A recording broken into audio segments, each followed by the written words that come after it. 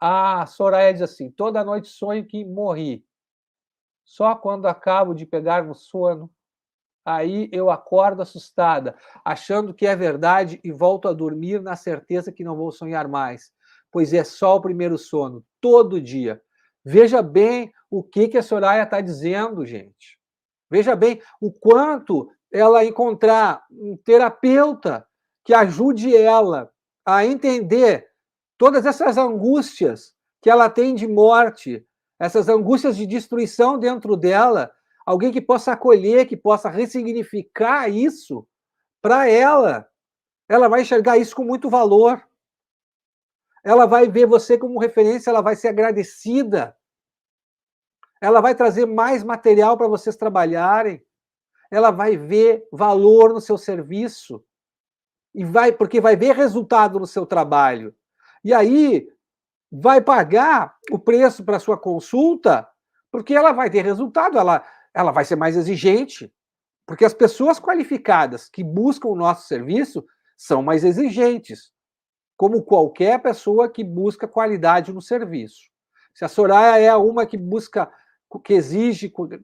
qualidade no serviço, ela vai ser exigente, ela vai testar você, vai testar seu conhecimento. E se encontrar em você alguém que ajude ela a ressignificar esse tipo de sonho, a transformar esse tipo de sonho na vida dela, ela vai reconhecer o valor do seu trabalho e vai pagar o valor do seu serviço, com certeza.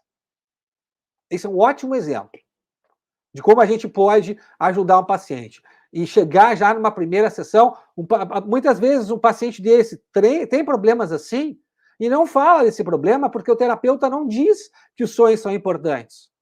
Aí essa questão nem aparece. Porque o terapeuta nem investigar sobre o sono do paciente investiga. Veja como isso é importante. Então, a primeira questão a ser falada aqui, o primeiro pilar é insistir com persistência para que os pacientes tragam sonhos nas sessões, para vocês terem material do inconsciente do paciente para trabalhar imediatamente durante as sessões. Depois vem o segundo pilar, que não é em ordem menos importante que o primeiro, eles são todos importantes. O segundo pilar ele é fundamental. O segundo pilar do meu método é transformar o paciente em protagonista do próprio processo terapêutico. Você não é um decifrador de sonhos. Você é alguém que vai ajudar o paciente a entender os próprios sonhos em primeiro lugar. E depois dar a sua contribuição para iluminar alguns aspectos do sonho do paciente que ele não viu. É isso que você vai fazer.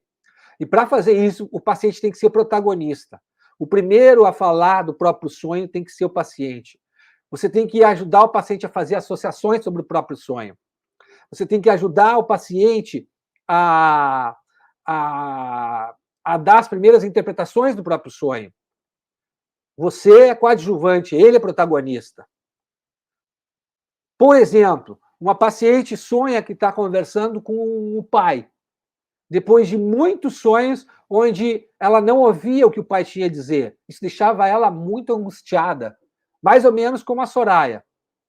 O pai falava com ela, o pai já falecido, falava com ela, só mexia a boca e ela não conseguia escutar o pai. Aquilo deixava ela numa angústia enorme, porque ela queria ouvir o pai. Ela sonhava frequentemente isso, quase toda noite. Aí ela sonha, finalmente, que o pai era diferente do pai real, que havia já falecido. E isso pega a paciente de surpresa, porque ela vinha sonhando com um certo tipo de pai. De repente, o pai no sonho muda. Até isso é um elemento, né, de diagnóstico de como é que o tratamento está funcionando. Aí eu perguntei para a paciente o que vinha à mente da paciente em relação a esse sonho, para transformar ela em protagonista do processo. Como de costume, em várias outras sessões, onde a gente trabalhava com os sonhos dela, porque ela era bem resistente à questão de ser protagonista, ela disse que não ocorria nada, que ela não conseguia pensar muito sobre os sonhos dela. Muitos colegas param aí, diante da primeira resistência do paciente, param nesse ponto. Mas você não pode parar aí. você tem outras ferramentas para fazer o paciente ser protagonista. Vou te dar uma delas. O que eu fiz para o paciente? Eu perguntei para ela sobre o símbolo do sonho. Já que ela não estava vindo livremente na cabeça dela, então eu perguntei especificamente sobre o símbolo do sonho. O que esse pai ele te faz vir à mente? Perguntei para ela. Já que ele era tão diferente do pai real.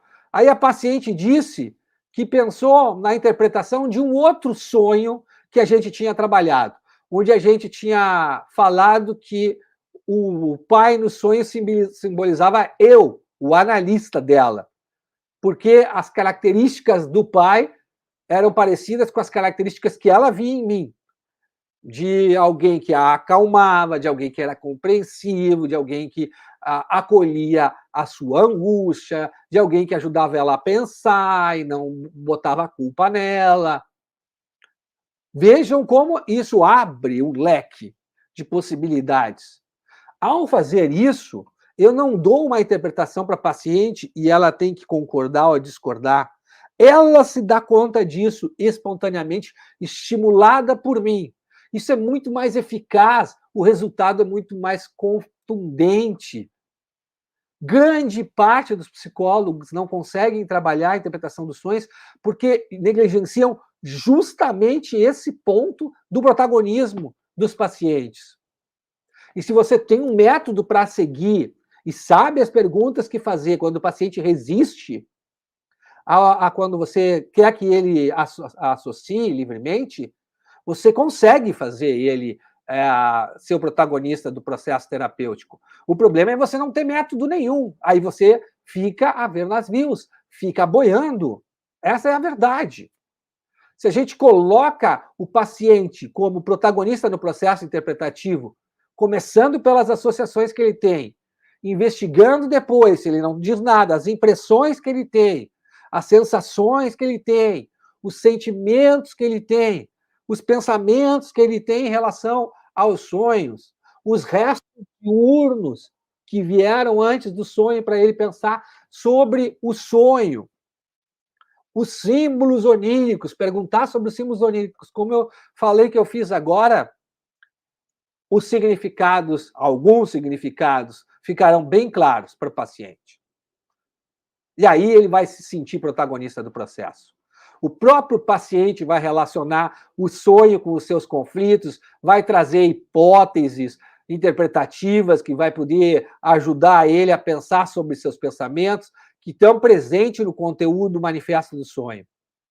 É assim que a interpretação dos sonhos se torna aplicável, que você pode usar ela de uma maneira simples, se você tem um passo a seguir, como afirmou Freud.